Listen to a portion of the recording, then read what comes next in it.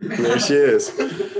All right. So remember, just to kind of talk about where we've been, why we're here. So this is all about restoring our identities, right? About understanding who we are as men, very specifically, um, and understanding what God has made us as men and individually to be and to do. Okay. And so last week we talked about like part of identity, right, is going back to know where you came from, right? And what John Paul II does is uses the words of Christ to the Pharisees when they're talking about divorce, and he says, "Well, in the beginning it was not so," right? So he's essentially telling them, stop and embracing your brokenness, um, stop looking for all these coping mechanisms, because he's offering something way deeper, right? And so we talked a little bit about what Christ was going to restore us to, right? Like how we were made in the beginning, and now we're going to look at how we are right now. So part of identity, right, is the stuff, your history. Part of who you are is always your history. Um, and so what we're going to do is we're going to look at, again, remember John Paul II, for everything, he tries to make it experiential, right? So he talks about some universal experience, then sort of tells us what it means. And then we then embrace that and begin to understand who we are individually, okay? And remember that there is, last week I think we used the sort of the image of like echoes, right? There's echoes in our hearts of the things that in the beginning, right? There's echoes in our hearts of what we call, or John Paul II calls, original solitude, original unity, and original nakedness, right? The three sort of moments. But in history, we're getting pulled in a different direction, right? So Christ is elevating us and inviting us to be elevated. But when we look at our own experience, our own the way we feel about things, there's a pull, there's always a tug down. And in order to understand how we were made and where we're going, right? Where we're going is the other piece of identity. We have to sort of understand, okay, what's the hardware? What's going on interiorly to me, and how does it relate to that echo that Christ is talking about?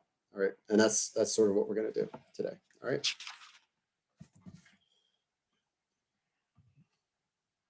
Okay. All right. So what I want to sort of start with is the lie that Satan tells Adam and Eve, right? Because in every lie that the devil tells us, there's some truth, right? And he says, remember his words are, your eyes will be opened and you will be like God, right? I want that your eyes will be opened. What happens to Adam and Eve ultimately, right, is a change in the way they see things, the way they see God, the way they see one another, and the way they see themselves. And so in a certain sense, their eyes are opened and blurred so that they don't see rightly, okay? And one of the things that happens is they no longer see things as signs, but instead look at it through the lens of sin, all right? So God moves out of the picture, the G and sign, and it becomes sin, all right? And the best way to sort of capture this is St. Paul's letter to the Romans, where he talks about this, all right? He says, for what can be known about God is evident to them because God made it evident to them, all right? So he's talking about the pagans. Ever since the creation of the world, his invisible attributes of eternal power and divinity have been able to be understood and perceived in what he has made. What's he talking about? What is St. Paul talking about there? He's talking about seeing things sacramentally, right? Seeing things as signs, right? So I look at something and it ought to tell me something about God, right? Including myself, right? So I look at the physical way I am made, it ought to tell me something about God because he made me. And very specifically, he made me in his image, right? But what happens is our eyes have been opened and we don't see it, all right? And we don't see it the way we should. So this is what St. Paul's talking about. As a result, ever since creation of the world, his invisible attributes of eternal power and divinity have been able to be understood and perceived in what he has made, all right? So looking at things, you come to see that God is all-powerful, wise, and so forth. As a result, they have no excuse, for although they knew God, they did not accord him glory as God or give him thanks. Instead, they became vain in their reasoning, and their senseless minds were darkened. While claiming to be wise, they became fools. Right, so who's the wise man then? If they've lost the vision, right, the wise man is the one who can see it. Right? That's what John Paul II is offering us, is the ability to see reality in the way that God intended us to see it. Right? Those are at the heart of wisdom, right, is the understanding or seeing things as God intended them to be seen. While claiming to be wise, they became fools. Therefore, God handed them over to impurity through the lusts of their hearts for the mutual degradation of their bodies. Therefore, their females exchanged natural relations for unnatural, and their males likewise gave up natural relations with females and burned with lust for one another. Males did shameful things with males, and thus received in their own persons due penalty for their perversity.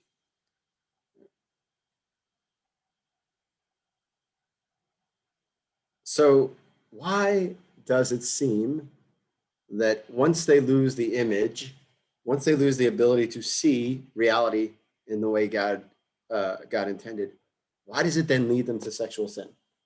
Why is that? You need to think in terms of what we talked about already. So lust, right, is what they're talking about, tends to twist things up. Why?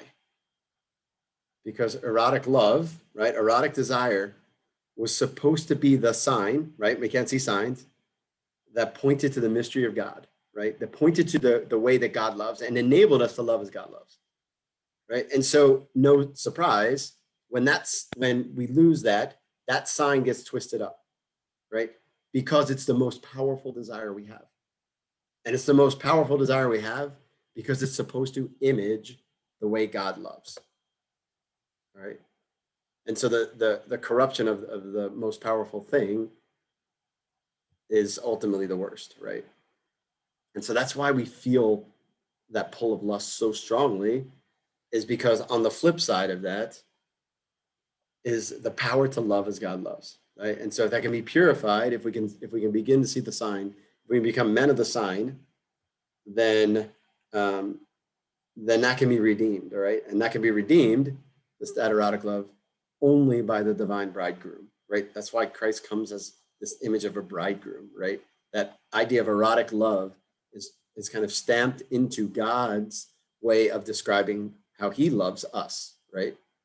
All right. So that right there, I know that's heavy, but I want us to begin to think about, remember I said the first week we came that we have to begin to ask why things are the way they are. All right. And we have to get in the habit of, because that's contemplation, right? We have to begin to contemplate, why do I have such strong desire? Why is that desire so strong? I want to eat, but that desire for sex is way greater than the desire to eat. Why? Why is it that way? Right? And then when we begin to look at that experientially, we come to realize the answer. All right. All right. So that's sort of what we're doing tonight. All right. So like all of the theology of the body, John Paul II again starts with the words of Christ, just usually a little blurb from the gospel, and then expands from there. Okay. So again, we're looking at it sort of as this Bible study. And so for this section, he's talking again during the Sermon on the Mount, and he says something that at first is completely and totally, a little bit crazy, right? So he says, "You have heard it said, you shall not commit adultery. But I say to you, everyone who looks at a woman with lust has already committed adultery with her in his heart." Think about that for a second. What Christ is doing, right, is something, he's telling us something that's impossible, right? That is impossible, right? Who hasn't experienced that? So why would he tell us to do something that's impossible? Why does Christ tell us to do anything anyway? Yeah, because he's going to empower us to do it, right? So if his message strikes you as impossible, good, right? That's good. Because this isn't about trying harder at all, right? And, one of the questions that you guys will talk about as a group is like, okay, where's the balance? Where's the balance between trying hard and, because it's not like we don't try at all.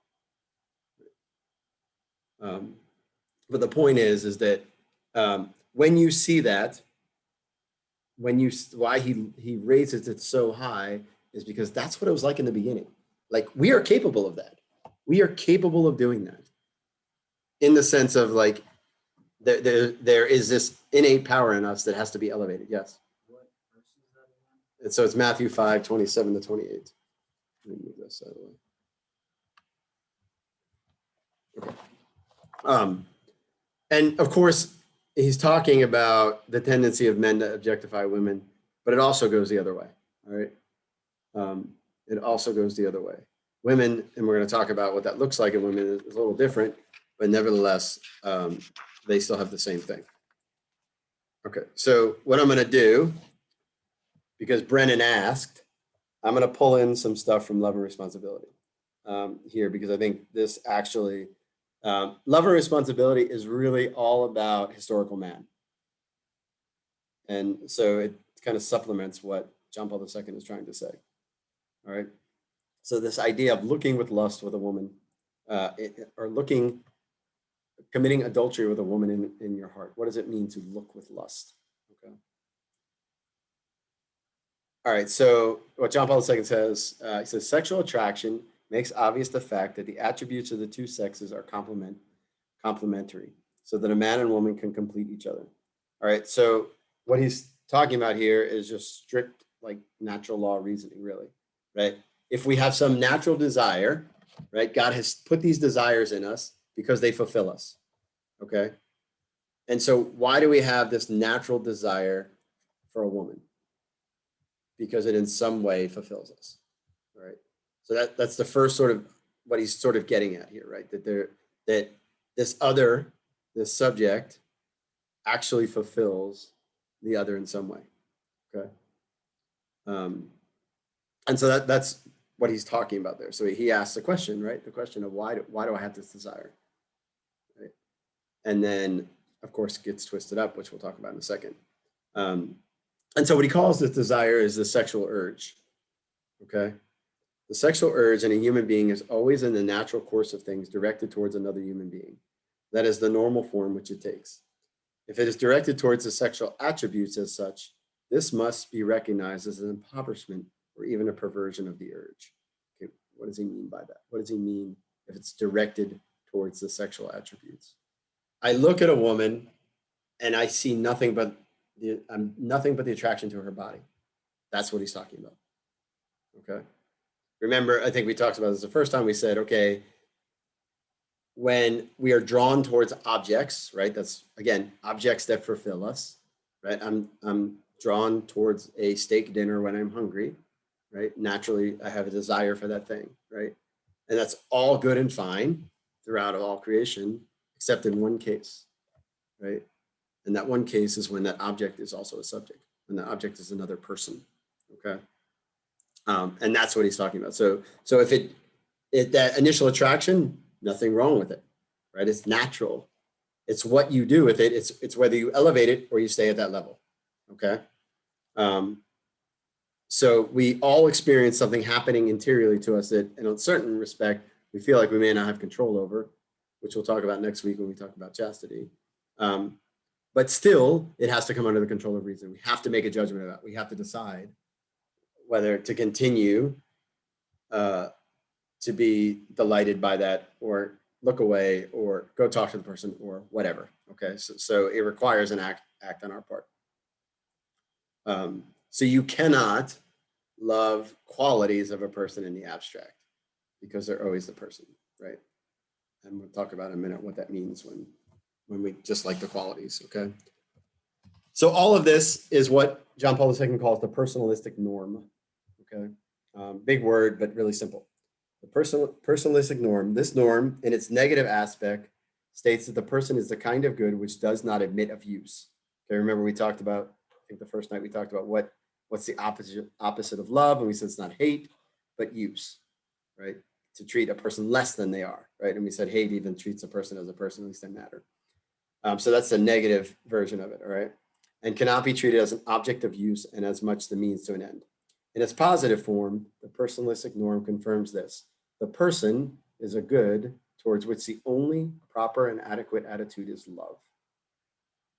Okay, the person is the only, the person is a good towards which the only proper and adequate attitude is love. All right, so let's take what we said a second ago and let's combine the two of them. Let's talk about, so what do we do with the sexual urge when we're operating under the personalistic norm? Here's what he says. The sexual urge can transcend the determinism of the natural order by an act of love. All right, so he's saying not just like animals, we don't just sort of just see someone and see a girl in heat and we run towards her, right? So that urge can be raised up in the natural order by an act of love, okay?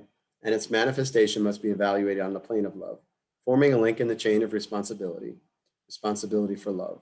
All this is possible because psychologically, the sexual urge does not fully determine human behavior, but leaves room for the free exercise of the will.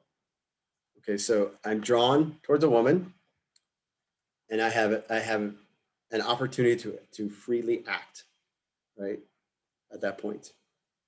And that free act may simply just be, that's a person. I can't just keep looking at her because it brings me pleasure. Okay. That could be as simple as that, or it could be, I'm attracted to that girl, I'm going to go over and talk to her. All right. But it always has to raise to some personal level, right? And to continue gawking or whatever makes it not on the personal level, right? Because you're solely looking at the other person just because that brings you pleasure. Okay. So they become an object of your pleasure. All right. Okay, so what does it mean? So what is it exactly that attracts you to another person? Like, have you ever thought about that? Like what actually, why am I attracted to another person? All right, well, John Paul II says that the law of attraction is governed by two things. The first is sensuality. And here's what he says. When awareness of a person of the other sex only stirs sensuality, a body is commonly experienced as a potential object of enjoyment. Sensuality in itself has a consumer orientation. It is directed primarily and immediately towards a body. It touches the person only indirectly and tends to avoid direct contact. So what is the first thing you notice when you see an attractive woman? Her body, right? Right. So something in the body attracts you, like whatever it is, right? It could be a multitude of things. But that body is a person, right? So what he's saying is initially what attracts you is the body, all right? And if it never gets beyond the objectifying of the body, well, that's use, okay? But the attraction to the body is natural, okay? Because that's the way God made us, right? When Adam expressed his attraction to Eve, what happened? First time he saw her in her body, right? Sensuality by itself is not love, and may very easily become its opposite. At the same time, we must recognize that when man and woman come together, sensuality as the natural reaction to a person of the other sex is a sort of raw material for true conjugal love. So raw material, it's where it starts, but it has to be elevated. Okay. And so sensuality tends to be a masculine thing. Men tend to be more physically attracted to women than women are physically attracted to men. All right, that's not a hard and fast rule, but it also explains why men are way more susceptible to pornography. Right? Way more susceptible to pornography because it stirs in them sensuality. Okay, it awakens that in them, and they have no chance to get any further than that. Right? Looking at a magazine or a screen or whatever, a phone, doesn't matter. All right. So pornography is deliberately designed to stir sensuality. And that's why it begins to condition us to see women as objects. Right? It also explains why women more than men tend towards immodesty. All right. Women tend to be immodest because they're trying to get men to be attracted to their bodies. Right? And so there's a flip side of it, right? There's always a flip side of it. And the sad thing is that most people don't realize. I remember there was this was probably a few years ago, there was like a school principal may have been in Florida somewhere, where he came out and basically he had this like this assembly with all the girls in the school talking about how what they were wearing, and of course the dude totally got canceled, right? But the message he told them was beautiful. He told them, all you're doing is making yourself an object. And do you really want to be an object? Do you really want to be an object for guys just to look at, right? And that message normally falls on deaf ears, right? But when women matter to us, remember we talked about being like taking responsibility for other people. Like we should encourage the women in our lives to be modest, right? Because it keeps us from not treating them as objects, but it also keeps other people from treating them as objects, right? And that's why I was talking about last week about how shamelessness is so like pernicious, right? Like when you do that to children at a very young age, how that happens. All right. So the second, then the flip side of sensuality is sentimentality. This susceptibility, which is different from sensual excitability, to the sexual value residing in a whole person of the other sex, to femininity or masculinity, should be called sentiment. Right, so what is he talking about? So what, in essence, sentimentality is an attraction to the masculinity or femininity of the other person. Right. So the sort of the fullness, he calls it the sexual value in the other person. So how manly the man is, or how feminine the woman is. All right. And that is also what attracts, right? And women tend to be drawn more towards that, right? The whole masculine picture, if that makes sense. The ideal. All right. So what happens with that then? How do women then abuse this? Right. Well, what tends to happen is they glimpse masculinity in a man, but what must they do in order to keep it from being used? Well, they find out the man actually has that.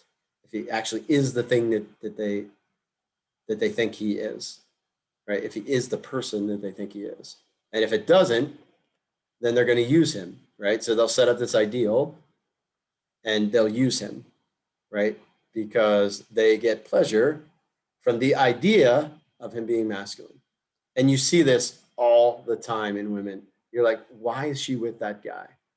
Because she's made an ideal out of him, right? He's not really what he is. And in fact, the whole like chick flick industry is predicated on this. Like the storylines are always the same in chick flicks, right? Always the same. That this kind of like masculine guy in some way, typical guy, total doofus in another way, like gets with this girl, then kind of craps on her, and then they eventually get back together, and he's really just the same person, right? And so it stirs that idealism in them, right? So the ideal is more powerful than the real living human being, and the latter often becomes merely the occasion for an eruption in the subject's emotional consciousness of the values which he or she longs with all her heart to find in another person.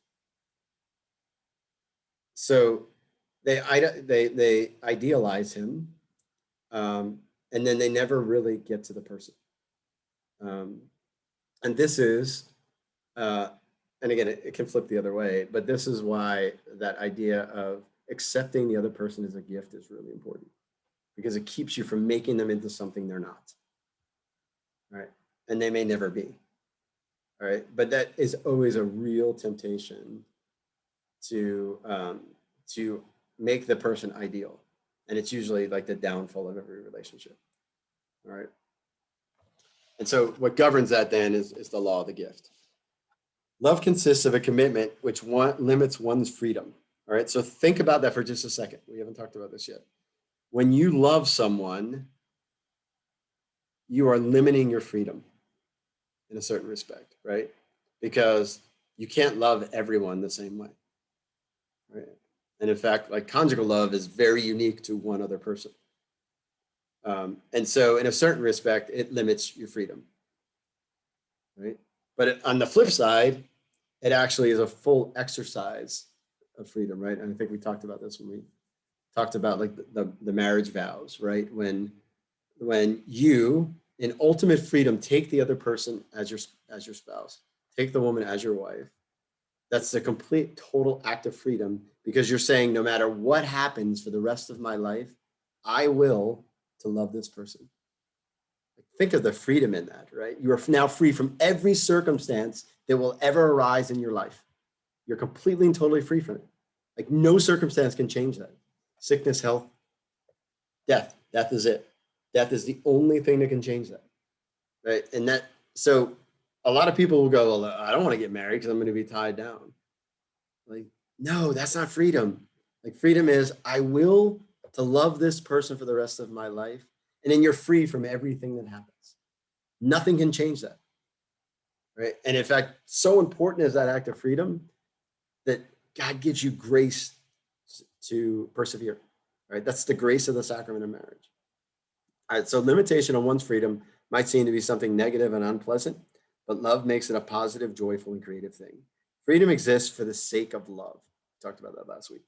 If freedom is not used, is not taken advantage of by love, it becomes a negative thing. It gives human beings a feeling of emptiness and unfulfillment. Love commits freedom and imbues it with with that to which the will is naturally attracted, goodness. All right. So sort of now turning back to theology of the body. All right. So that law of the gift, right? Like receiving the other person as a gift, it also pertains to receiving all of creation as a gift. Okay. All of creation is a gift. And because of God's providence, all of creation is a gift to us individually, right? God isn't just dumping this on mankind saying, hey, you guys divvy this up, right? And so what original sin is, according to John Paul II, is the questioning of the gift, right? So think about this for a second, right? When Satan tempts Eve and Adam is there beside her, he's really questioning whether God is giving them everything, right? And so there's one thing they think he hasn't given them, right? And so the temptation is to grasp it instead of receive it, right? Grasp it and remember, like in that regard with us to God, right? We're all feminine in that respect. Like we're supposed to receive from God.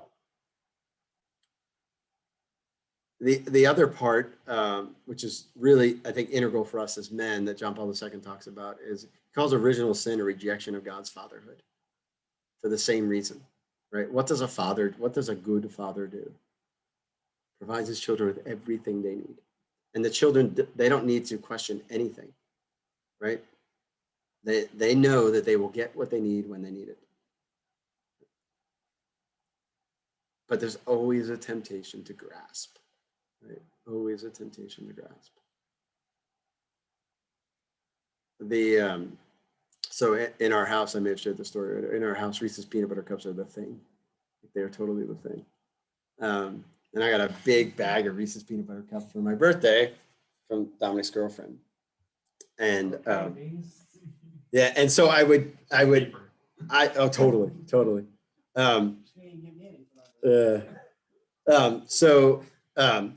So I would share them. I would give them, right? And I left one on the counter. And one of Dominic's brothers went up and snatched it. And I said, Michael, don't snatch it. Put it back.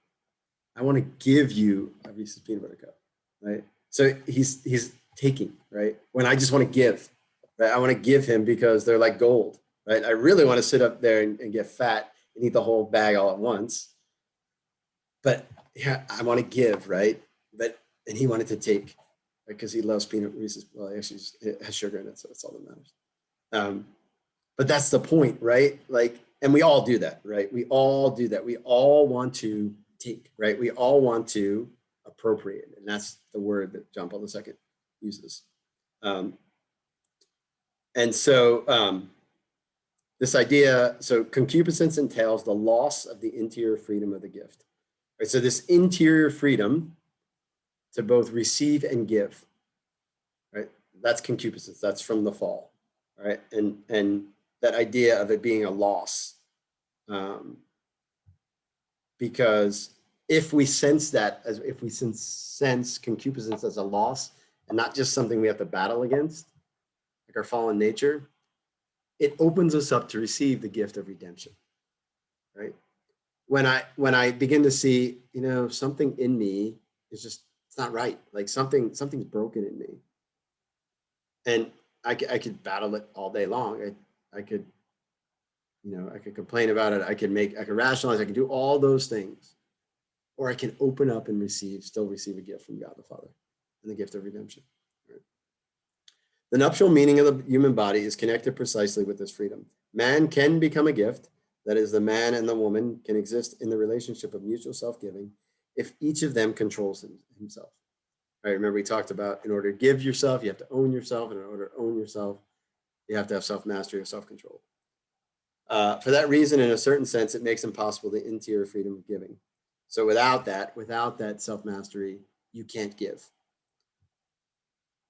Together with that, the beauty of the human spirit is obscured, or the human body, with that, the beauty of the human body possesses in its male and female aspect as an expression of the spirit is obscured. The body remains as an object of lust and therefore as a field of appropriation, something that I want to take, right, rather than receive. In itself, concupiscence is not capable of promoting union as the communion of persons. By itself, it does not unite, but appropriates. So if we stay on that level, if we stay at the level of the flesh, we will always do that. We will always appropriate. We will always take instead of receiving. The relationship of the gift is changed into the relationship of appropriation. And so this leads to what John Paul II talks about, the second discovery of sex. This is the second discovery of sex, which in the biblical narrative differs radically from the first one. What was the first discovery of sex? Yeah, so that I was made for her, and that in the giving and in the way of loving, I somehow participate and mirror the love that God has. Okay? That's the first sort of discovery of sex. The second discovery of sex, which in the biblical narrative differs radically from the first one. The whole context of the narrative confirms that this new discovery distinguishes historical man with his lust, with the three forms of lust, we'll skip over that, from the man of original innocence. What relationship does lust have, especially the lust of the flesh, with regard to the communion of persons mediated by the body, by its masculinity and femininity? That is, to the communion assigned from the beginning to the man by Creator. Lust arising from concupiscence of the flesh itself, from the first moment of existence within the man, its existence in his heart, passes in a certain sense close to such a context. By virtue of axiological intentionality itself, I'll talk about what this means in a second, it aims directly at an exclusive end to satisfy only the sexual need of the body as its precise object. All right, so remember we talked about shame, right? We talked about how John Paul II used that experience of shame and then flipped it over to tell us something about ourselves, right? And we said that first, it was a way that sort of this innate way that we protect ourselves from being used, right, of being objects of use. But the second that goes with it is the fact, and this is what John Paul II is talking about, is it's a reminder of the spousal meaning of the body. Remember when I said, when a woman is in the shower, somebody walks into the shower, they immediately cover up. If their husband walks in, they don't, right? Because they're not worried about being used, right? So in a certain sense, there's an echo of the spousal meaning of the body. But what John Paul II is saying is that lust, as we experience it now, is far more diminished than that erotic desire that Adam had for Eve and Eve had for Adam. All right, I want you to think about that for a second. I want you to think about, and this is where when we talk next week about chastity, they experienced love way more deeply than we do, right? They experienced attraction way more deeply because they were able to will it directly, right? That attraction was willed, right? And so it was stronger. It didn't just arise on its own, right? They directly willed it. They had perfect control over their emotions, right? And their emotions were, because they were ordered and in control, they could command them, right? They could command them that when they experienced desire, it was way stronger than we experience. Okay. So lust is a diminishment of that. All right. And again, that's something we really have to sort of get wrap our minds around. All right. So so imagine you're on your way to the Angus barn, right? And you're a little hungry, but you've kind of waiting all day, like to just pick out of the Angus barn. And you stop at McDonald's because you know what, I just don't want to wait to eat. All right, so McDonald's is lust, Angus barn is true erotic love, right? So for this momentary, just like, okay, I'm starving, like I'm just gonna get a Big Mac, right? You give up like an $80 steak, right? That you no longer enjoy, right? And what Christ is offering us is the $80 steak. Whatever, doesn't matter. It's way better than a Big Mac, though. We all agree with that, right? And so the reason why it was so powerful, right, is because it was meant to mirror the joy of heaven, right? It was meant to mirror the joy of heaven. And so lust just cheapens that, right, and just gives us a quick fix. But the giving of love between a husband and a wife, especially when they're both chaste, is actually mirrors the joy of heaven. And so to give that up for a cheap fix is really, well, sin makes us stupid, right? Like that's what we do. And so that desire then that Adam and Eve, which is the last part of what he's saying, they have that desire to cover up, right? You ever thought about why do they cover up?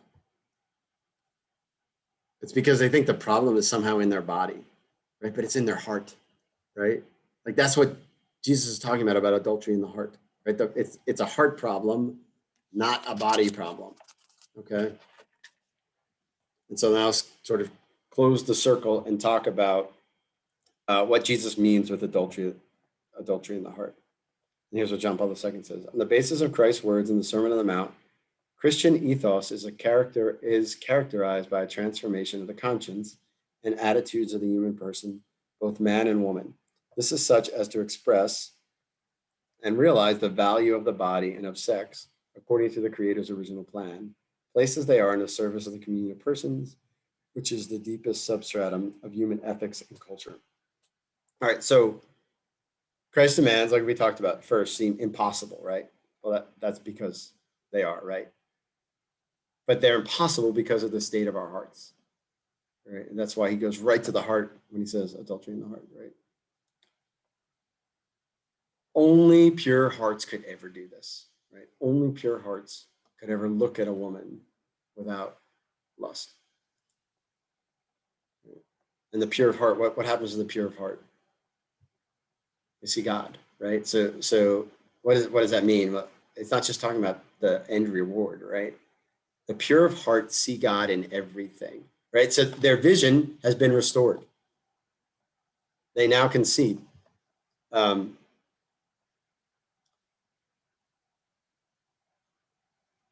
And so Christ doesn't want us to embrace our brokenness, right?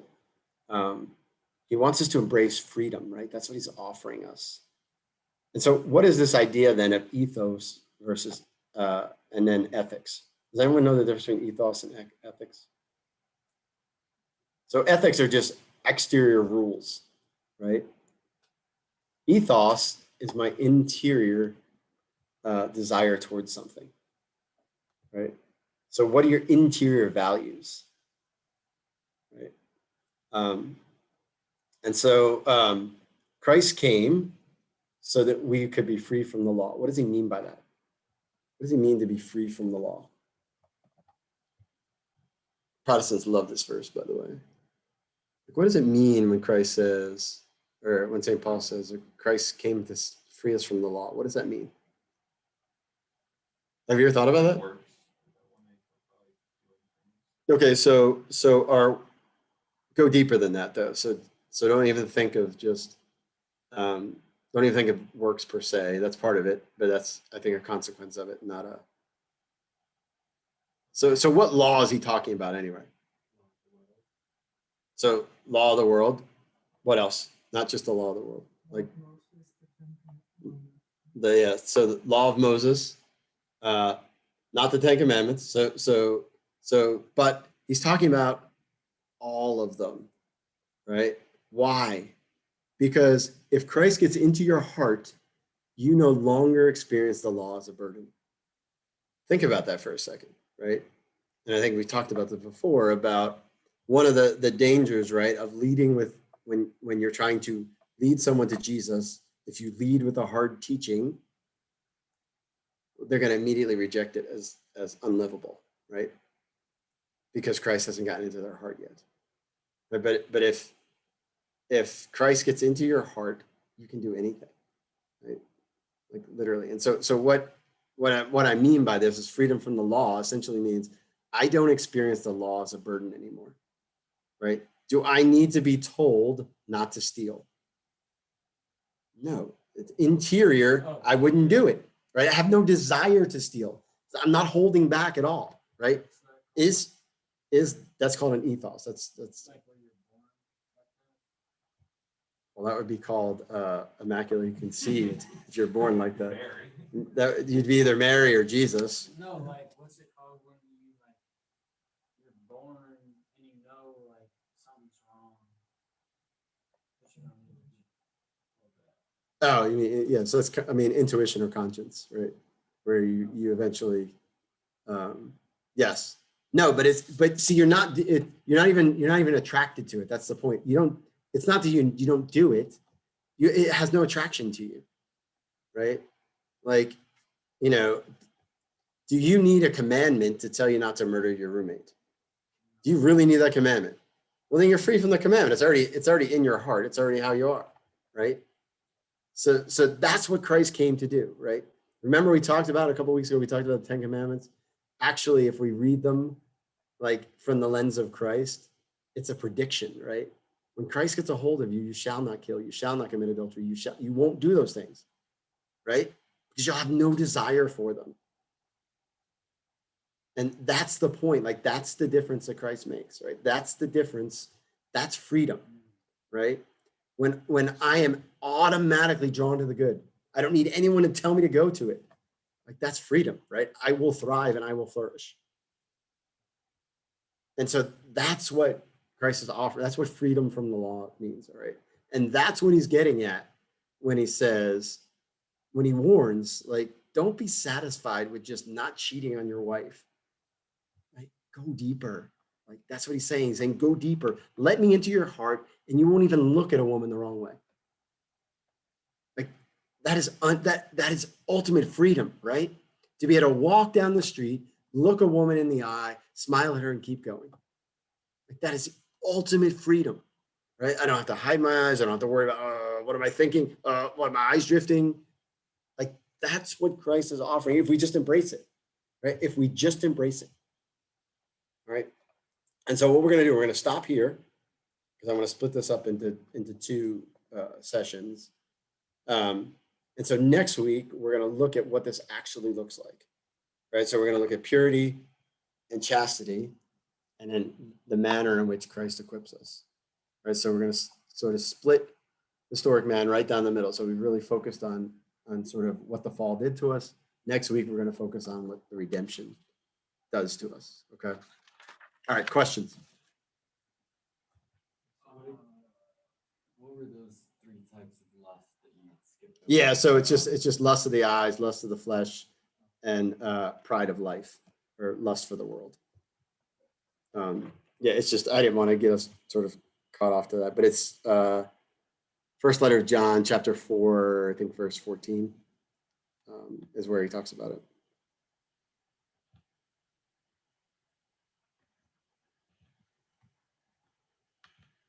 All right, any questions? Do you think that men and women can like